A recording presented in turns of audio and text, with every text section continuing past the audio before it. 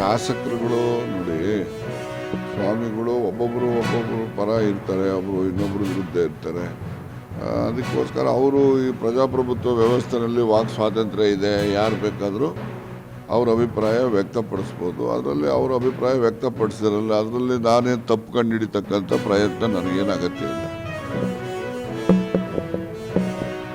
ಭೇಟಿ ಮಾಡೋದು ಅದರಲ್ಲಿ ಏನು ವಿಶೇಷ ಅರ್ಥ ಏನಪ್ಪ ಇದೆ? ಸೋನಿಯಾ ಗಾಂಧಿಯವರನ್ನ ಮತ್ತು ಪ್ರಿಯಾಂಕಾ ಗಾಂಧಿಯವರಿಗೆ, ರಾಹುಲ್ ಗಾಂಧಿಯವರಿಗೆ ಎಲ್ಲರೂ ಕೂಡ ಭೇಟಿ ಮಾಡೋದಕ್ಕೆ ಅವರು ರಾಜ್ಯದ ಅಧ್ಯಕ್ಷರಿದ್ದಾರೆ. ಬರೀ ಉಪಮುಖ್ಯಮಂತ್ರಿ ಅನ್ನೋ ಕಾರಣಕ್ಕೆ ಭೇಟಿ ಮಾಡೋದು ಬೇರೆ. ಆದರೆ ರಾಜ್ಯದ ಕಾಂಗ್ರೆಸ್ ಪಕ್ಷದ ಅಧ್ಯಕ್ಷರಿರುವಾಗ ರಾಷ್ಟ್ರ ಮಟ್ಟದ ನಾಯಕರುಗಳು, ಕಾಂಗ್ರೆಸ್ ನಾಯಕರನ್ನ ಭೇಟಿ ಮಾಡೋದಕ್ಕೆ ವಿಶೇಷವಾದಂಥ ಅರ್ಥ ಕಲ್ಪಿಸೋದ್ರಲ್ಲಿ ಏನೂ ಅರ್ಥ ಇಲ್ಲ.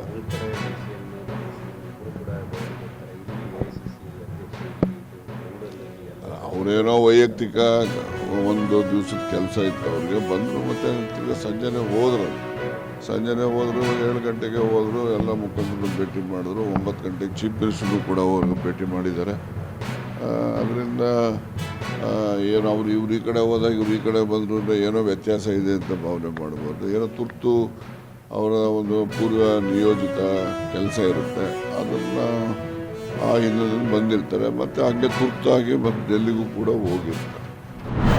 ಅಂಥದ್ದಲ್ಲಿ ಪ್ರಭಾಕರ್ ಅವರು ಎಲ್ಲರ ಜೊತೆಯಲ್ಲೂ ಚೆನ್ನಾಗಿ ಇಟ್ಕೊಂಡು ಒಳ್ಳೆ ರೀತಿಯಲ್ಲಿ ಸಹಕಾರ ತಗೊಂಡು ಇನಾಮಿನೇಷನ್ ಯಾವುದೇ ಇದರಿಂದಲೇ ಅವರು ಆಯ್ಕೆಯಾಗಿದ್ದಾರೆ. ಅವ್ರಿಗೂ ಕೂಡ ನಾನು ಸ್ವಾಗತವನ್ನು ಕೋರ್ತಾ, ನಮ್ಮ ಕ್ಷೇತ್ರದ ಜನಪ್ರಿಯ ಶಾಸಕರು ಹಾಗೂ ಕರ್ನಾಟಕ ರಾಜ್ಯದ ಗೃಹ ಸಚಿವರಾದ ಡಾಕ್ಟರ್ ಜಿ ಪರಮೇಶ್ವರ್ ಅವರ ಆಶೀರ್ವಾದ ಮತ್ತು ಕ್ಷೇತ್ರದ ಅಭಿವೃದ್ಧಿಗೆ ಪ್ರಭಣ್ಣನವರ ಸಹಕಾರ ಎಲ್ಲರನ್ನ ತಗೊಂಡು ಇನ್ನೂ ಈ ಜಟ್ಟಿ ಅಗ್ರಹಾರ ಗ್ರಾಮ ಪಂಚಾಯತಿನಲ್ಲಿ ಅಭಿವೃದ್ಧಿ ಕಾರ್ಯಗಳನ್ನ ಮಾಡೋದಕ್ಕೆ ಪಕ್ಷಾತೀತವಾಗಿ ಎಲ್ಲ ಸದಸ್ಯರು ಒಮ್ಮತವಾಗಿರೋದ್ರಿಂದ ತುಂಬ ಖುಷಿಯಿಂದ ಇಲ್ಲಿ ಈ ಭಾಗದಲ್ಲಿ ಇನ್ನೂ ಅಭಿವೃದ್ಧಿ ಮಾಡೋದಕ್ಕೆ ಸಂತೋಷ ಆಗುತ್ತೆ.